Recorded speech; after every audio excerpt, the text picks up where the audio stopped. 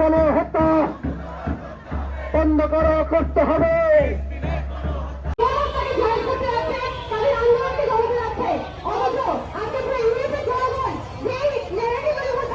শুধুমাত্র এইরকম সমাবেশে নয়, একদম যে যেখানে আছেন, যে যার জায়গাতে আছেন, সমস্ত জায়গায় সকল অন্যায়ের বিরুদ্ধে প্রতিবাদে আসবেন না। এবং যারা বিশ্বাস করেন যে স্বাধীনতা আসবে, সেটা আপনাদের মতো মানুষ যারা সংগ্রামে দাঁড়াবে, নিজেদের আওয়াজ তুলবে, প্রকাশ করা, ফিলিস্তিনকে স্বাধীন করা এবং এটাকে অন্তরে ধারণ করা, বিশ্বাস করা। আপনারা যারা বিশ্বাস করেন যে এখানে একটা গণহত্যা,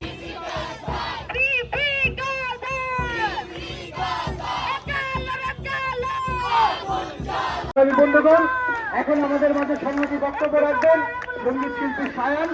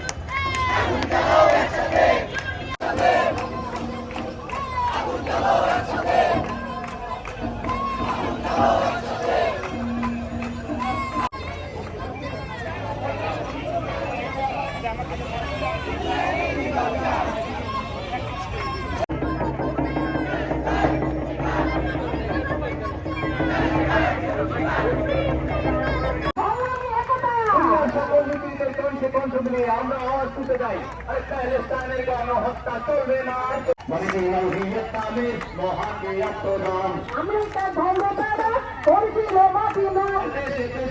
সারা পৃথিবীর দেশে দেশে তারা হামলা চালায়। এখন তারা তাদের দোষর বানিয়েছে ইসরায়েলকে। চিঠি আমেরিকা, চিঠি হিউম্যান রাইট, তার মধ্যে প্যালেস্টাইনে ইসরায়েল চালায় জেনোসাইড। ইতিহাস কি আমরা এখানে বানাবো না, আপনারা সবাই সেই ইতিহাস জানেন। আমরা আমাদের চিঠি আমেরিকা গানের কিছু অংশ সেখানে গাইছি। চিঠি রকমের লোক তারা সকল আদিবাসী নাইজেরিয়া বাদরিনের জালে জাতিসংঘ। এখানে আমরা মূলত আমেরিকাকে পররাষ্ট্রনীতি, তাদেরকে যুদ্ধনীতি, তাকে ধিক্কার জানাচ্ছি। বাস্তবে এক দর্শক সাংস্কৃতিক সংগ্রামের বন্ধুরা, এই আমরা প্রথমে যে কথা, কতবার শান্তির প্রস্তাব, যুদ্ধ বন্ধের প্রস্তাব এসেছে, ততবার তারা সেখানে ভেটো প্রয়োগ করেছে। তাহলে আজকে যে ঘটনাগুলি ঘটছে, আপনি তাদেরকে যাওয়ার মতো কোনো হাসপাতাল সেখানে ছিল না। এই হাসপাতালগুলিকে ভেঙে ফেলা হয়েছে। আপনাদের কাছে আমরা ক্ষমা চেয়ে নিচ্ছি বন্ধুরা। এখন কদিন আগে প্রচন্ড গরম ছিল, এই কদিন বৃষ্টি।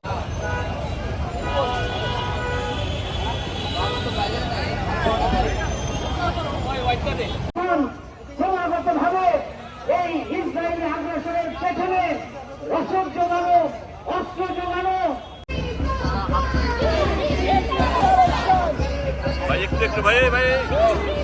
সংগ্রামে আমাদের সমর্থন থাকবে, আমাদের লড়াই থাকবে, আমাদের সাধ্য।